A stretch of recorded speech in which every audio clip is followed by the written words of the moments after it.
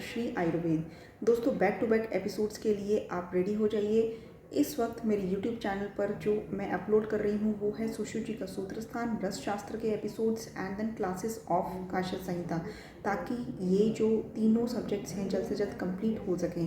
ठीक है, चरक संहिता जो है कंप्लीट हो चुकी है पूरी, एंड इसके बाद ये तीनों सब्जेक्ट्स जो है साइमल्टेनियसली मैं इसके episodes back to back release कर रही हूँ ताकि ये भी समाप्त हो जाए और उसके बाद नेक्स्ट जो सब्जेक्ट्स हैं वो स्टार्ट करेंगे। तो चलिए आज हम कुछ इम्पॉर्टेंट सिलेक्टेड टॉपिक्स जो हैं काश्यप संहिता से वो पढ़ते हैं। आप तैयार हो जाइए। इम्पॉर्टेंट टॉपिक्स में से सबसे पहला टॉपिक ये है कि जो लेहन या प्राश्य योगे जो योग होते हैं वो 3 बताए हैं यहाँ पे।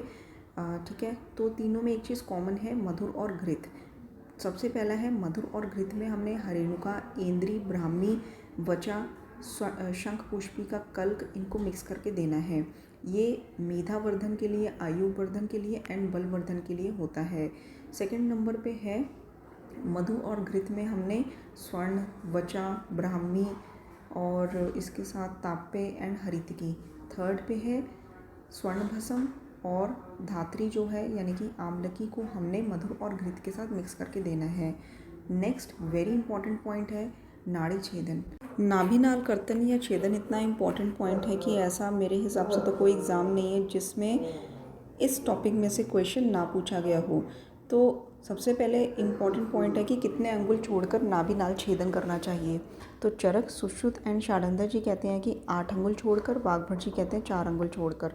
ठीक है, चरक जी कहते हैं कि 8 अंगुल छोड़कर स्वर्ण, रजत या फिर आयस से बना अर्धधार शस्त्र से नाभिनाल छेदन करना चाहिए और फिर लोध्र आदि चूर्ण से सेचन करना चाहिए। एंड उन्होंने, सुश्रुत जी ने एंड षडानंद जी ने 8 अंगुल छोड़कर छेदन करने को कहा है।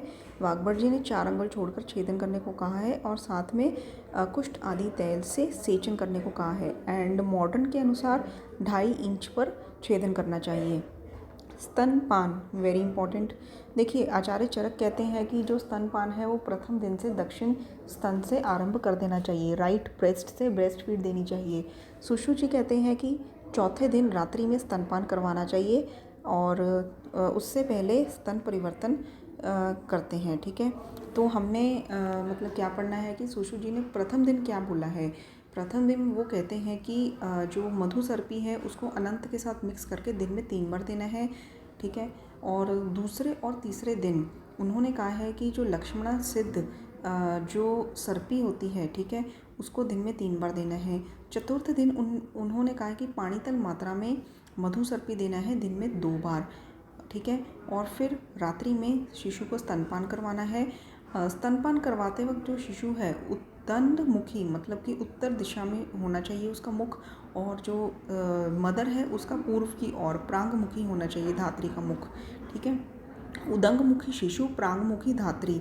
एंड आचार्य वाग्भट जी ने भी सेम ही बताया है, बट इसमें जो फ़र्क है वो ये है कि चतुर्थ दिन उन्होंने पानीतल मात्रा में दिन में 2 बार नवनीत देने के लिए कहा है, जबकि सुश्रुत जी ने पानीतल मात्रा में दिन में 2 बार मधुसर्पी देने के लिए कहा है। ठीक है, और इसके बाद जो नेक्स्ट आता है दैट इज़ कि माता के स्तन्य मतलब ब्रेस्ट मिल्क के अभाव में क्या देना चाहिए।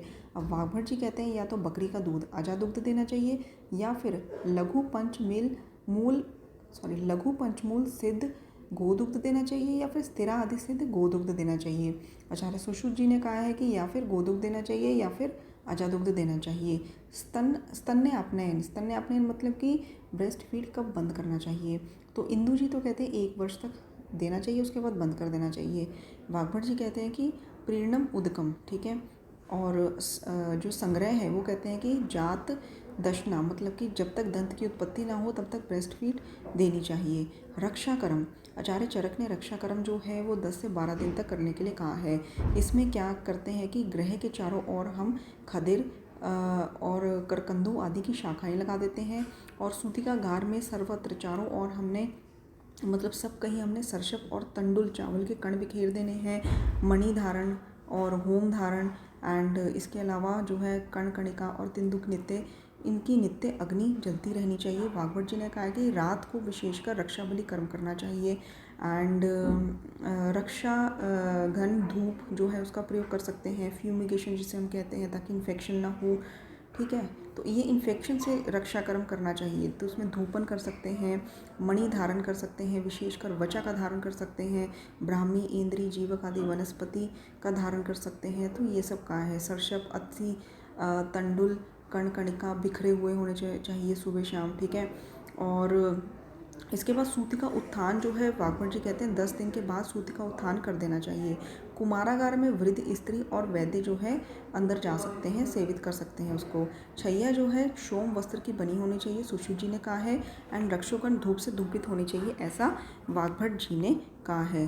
तो दोस्तों यहाँ पे ये एपिसोड संपन्न होता है एंड इसके बाद हम संस्कार के बारे में बताएंगे। ये बहुत ही सिलेक्टिव टॉपिक्स हैं जिसमें से क्वेश्चन रख कर पूछा गया है हर साल।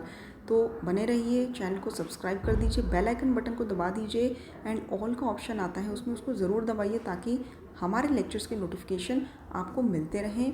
एंड अगर आपने हमारे जो फ्री ऑफ कॉस्ट वाले ग्रुप में ऐड होना है तो मैं उसका लिंक डिस्क्रिप्शन बॉक्स में दे देती हूँ, ताकि हमारे वीडियोज़ के लेटेस्ट अपडेट आपको मिलते रहें। धन्यवाद।